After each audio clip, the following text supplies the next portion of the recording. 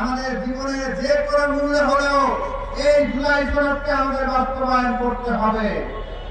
যদি আমরা জুলাই সনদ বাস্তবায়ন করতে না পারি, যদি গণভোটে জুলাই সনদ বিজয়ী না হয়, যদি গণভোটে হ্যাঁ বিজয়ী না হয়, তাহলে একটা সময় যেভাবে আজিজুল হক কলেজ থেকে বিসিএস ক্যাডার হতো, ঠিক একই কায়দায় নির্দিষ্ট দলের ব্যক্তিরা পিএসসির মাধ্যমে সরকারি চাকরি পাবে।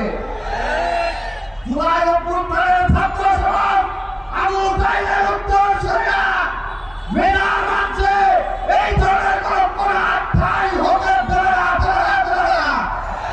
বাংলাদেশ সাথীয় বন্ধুগণ, আমরা দেখতে পাচ্ছি কেউ কেউ একদিকে মুখে গণভোটে হ্যাঁ কথা বলছেন, অন্যদিকে তৃণমূলে ন্যায়ের পক্ষে গণ ক্যাম্পেইন চালু করছেন।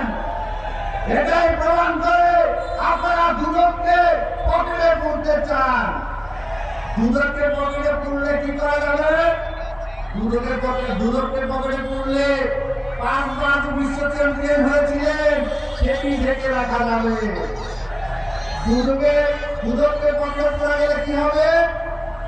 খাম্বার নামে দুর্নীতি করেছিলেন, সেই দুর্নীতি বন্ধ হয়ে যাবে। দুদককে পকেটে রাখতে বললে কি হবে? খাওয়া ভবন কায়েম করেছে 10% সরকার করেছিলেন, সেই বন্ধ হয়ে যাবে। সেই কারণে কেউ কেউ এখনই গণভোটে হ্যাঁ বিরুদ্ধে, জুলাই সনদের বিরুদ্ধে, সংস্কারের বিরুদ্ধে অবস্থান নিয়েছে। তাদের এই ষড়যন্ত্র, তাদের এই চক্রান্ত ছাত্র সমাজ সফল হতে দেবে না। মোল্লা রসুল্লাহ সিন্নি খেলা মোল্লা ছিল না। যেই ছাত্রের, যেই শিক্ষার্থীদের, যেই জুলাই শহীদদের রক্তের উপর দাঁড়িয়ে তোমরা ক্ষমতার কাছাকাছি আসছো, তাদের সাথে তোমরা বিশ্বাসঘাতকতা করতেছ। এত সহজ ব্যাপার করা।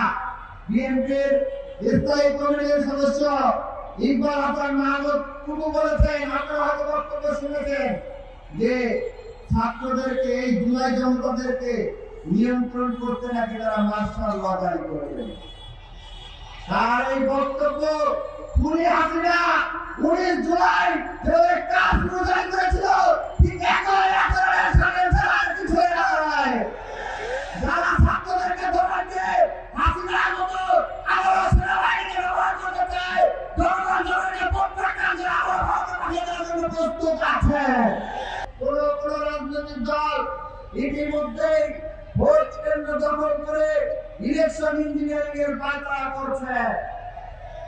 2014 সালে, 2009 সালে, 2018 সালে, 2024 সালে যেভাবে ইলেকশন ইঞ্জিনিয়ারিং হয়েছিল, যেভাবে ডিজিটাল কার্যক্রমের নির্বাচন হয়েছিল, ঠিক একই কায়দায় যদি আবারও বাংলাদেশে নির্বাচন হয়, তাহলে বাংলাদেশে আরেকটা হাসিনা প্রতিষ্ঠিত হবে।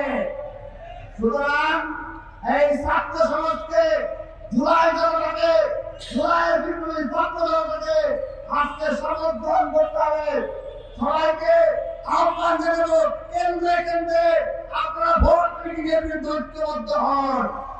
পাশের লাঠি প্রস্তুত করুন। যদি কোন রাজনৈতিক দল ভোট কেন্দ্রে কেন্দ্রে মিটিং করার স্বপ্ন নিয়ে আসে, তাহলে তাদের মধ্যে আহ্বান জানাবো, আপনারা আপনাদের বউ স্বামী স্ত্রীর কাছ থেকে মাপ চেয়ে দোয়া নিয়ে আসবেন। কারণ যদি কোন হাত ওই হাসিনার মতো